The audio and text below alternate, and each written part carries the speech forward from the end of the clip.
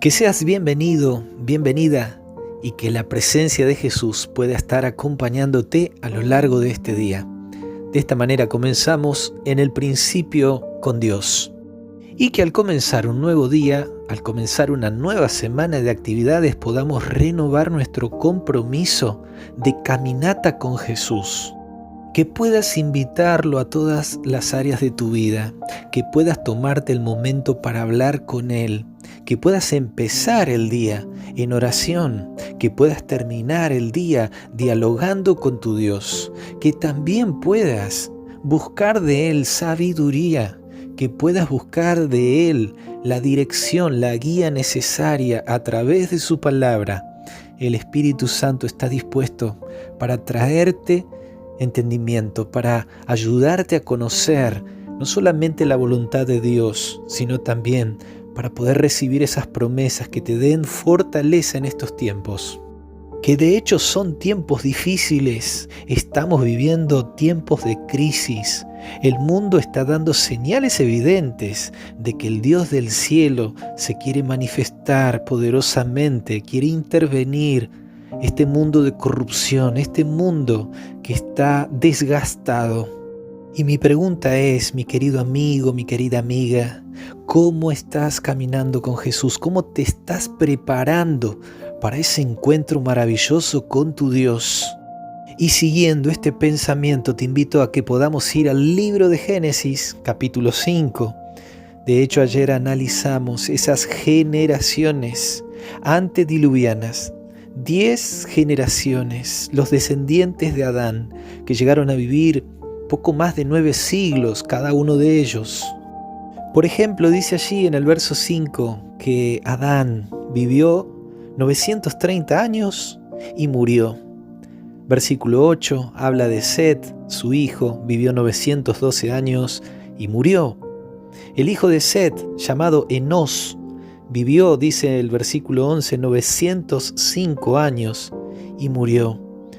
El hijo también de Enós, que se llamaba Cainán, vivió, según el versículo 14, 910 años y murió.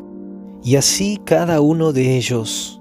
Habíamos comentado de Matusalén, quien fue el hombre que más vivió sobre la tierra.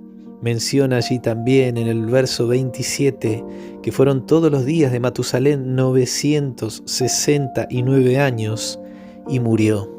Y si bien vivieron todos ellos todos estos siglos, no obstante la Biblia es categórica en decir de cada uno de ellos que murieron, excepto uno solo, que está allí en la genealogía, que es uno de los descendientes de Adán, el séptimo en su descendencia. Fue el que menos vivió en la tierra. Y podemos leer de él allí versículos 21 al 24. Habla de Enoc. Enoc vivió 65 años y engendró a Matusalén. Y caminó con Dios después que engendró a Matusalén 300 años y engendró hijos e hijas. Y fueron todos los días de Enoc 365 años. Caminó pues Enoc con Dios y desapareció porque le llevó Dios. Y aquí hay detalles interesantes que quisiera que podamos compartir. Nosotros vemos en estos descendientes de Adán que todos ellos vivieron 930 años, como en el caso de Adán, 912 años, como en el caso de Set, 969, como en el caso de Matusalén. Todos ellos vivieron gran cantidad de tiempo, de años, de siglos. Pero Enoc solamente vivió en la tierra 365 años. Casi una tercera parte de lo que vivieron sus contemporáneos. La pregunta es ¿por qué? Porque de hecho, Enoc fue llevado al cielo, pero sin ver la muerte. Tuvo el privilegio de ser llevado al reino de los cielos, pero sin pasar por la experiencia de la muerte. Y así lo confirma el libro de Hebreos, capítulo 11, verso 5. Dice, por la fe Enoc fue traspuesto para no ver muerte, y no fue hallado, porque lo traspuso Dios antes que fuese traspuesto, tuvo testimonio de haber agradado a Dios. Ahora volviendo al capítulo 5 de Génesis y viendo la experiencia de Enoc, vamos a notar algunas cosas interesantes. En primer lugar, dice que Enoc a los 65 años tuvo su primer hijo. Y el versículo 22 dice que después que engendró a Matusalén, su primer hijo, caminó Enoc con Dios 300 años. ¿Por qué después que engendró a su primer hijo? Sin ninguna duda que la paternidad para Enoc fue una experiencia relevante. El ser padre lo llevó a reflexionar, a experimentar su relación con Dios, en ver a Dios como un padre de amor, un padre que desea caminar con sus hijos. Un padre, cuando su hijo empieza a caminar, tiene que estar allí para cuidarlo, protegerlo, acompañarlo. Esa experiencia empezó a vivir Enoc. Y ese caminar de Enoc con Dios fue significativo.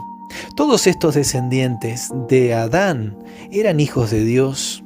Todos ellos vivían en la presencia de Dios. Y de hecho buscaban en su diario vivir, cumplir los propósitos, los planes, la voluntad de ese Dios creador.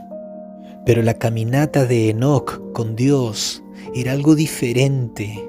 Enoc se entregó plenamente a estar caminando con su Dios, su Creador, su Redentor. Y hoy en día nosotros podemos declararnos hijos de Dios, confesarnos como seguidores del Maestro, pero la pregunta es, ¿cómo estamos caminando con Él? El profeta Amós en el capítulo 3, verso 3, hace una pregunta y dice, ¿andarán dos juntos si no estuvieren de acuerdo? Claramente que Enoc, para caminar con Dios, los dos juntos, tuvieron que ponerse de acuerdo. Ahora la pregunta es, ¿quién se tuvo que poner de acuerdo con quién? Claramente que Enoc tuvo que ponerse de acuerdo para caminar en el camino de Dios. Enoc no podía poner las condiciones, sino que él tenía que aceptar las condiciones del camino que Dios quería que él transitara.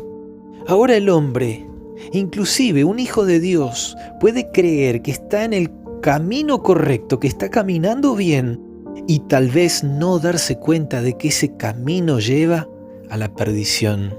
Proverbios capítulo 14, versículo 12, dice, hay camino que al hombre le parece derecho, pero su fin es camino de muerte.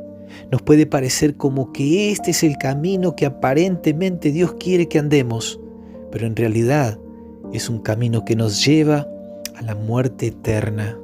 Es por ello, mis queridos amigos de Jesús, que necesitamos conocer verdaderamente el camino de Dios, conocer las condiciones que Dios ha puesto para caminar con Él. Dice que Enoc caminó con Dios en el contexto de un mundo de corrupción, de violencia, de maldad, porque justamente ese fue el mundo que vivió apartado de los principios de Dios, y por esas razones llegó el juicio del diluvio. Salmo 119, versículo 1 dice, bienaventurados los perfectos de camino, los que andan en la ley de Jehová.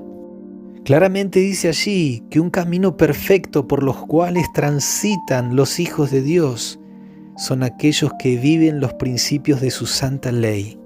Versículo 9 dice, ¿con qué limpiará el joven su camino? Con guardar tu palabra. Claramente el Dios del cielo menciona que es su palabra, su ley, las condiciones que determinan el camino que Él quiere que sus hijos transiten.